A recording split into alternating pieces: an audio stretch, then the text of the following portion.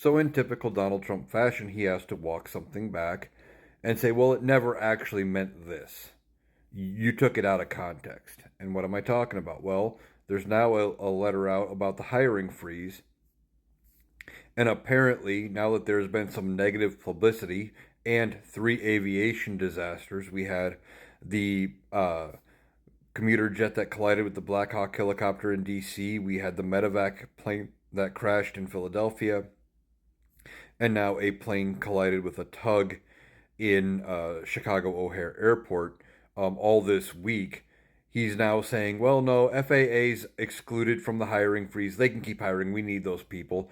TSA, because there was videos of 4-hour waits at Atlanta and some other airports saying, there's no TSA agents. We're stuck with hours and hours of wait time to get through security.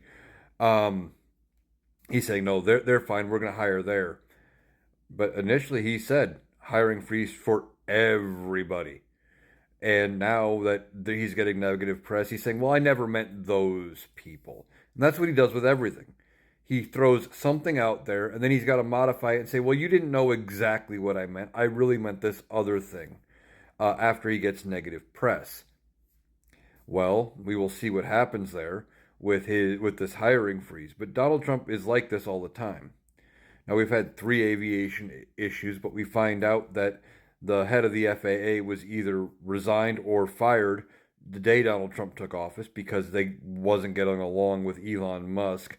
Um, so he was gone. Donald Trump didn't appoint an acting director of the FAA until after the first incident, the first one that we had had in like 16 years.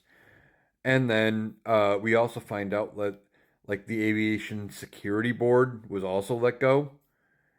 This is what Donald Trump does. He breaks it and then he tries to walk back breaking it to show that he fixed it, and people cheer him. Oh, look at the problem you've solved, when he caused the problem.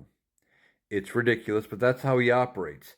He wants people to just remember the very last thing he did because it makes him look like a genius. It makes him look like the hero. Donald Trump isn't a hero. He's incompetent, and he doesn't actually have a plan. It's nothing but walking back things that he says and then saying, well, you didn't know what I really meant. Just like the spending freeze.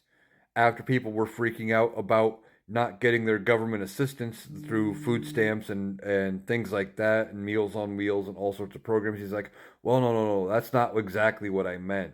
And he had to back it up. But yet everybody who votes for him is like, I like him because he says what he means.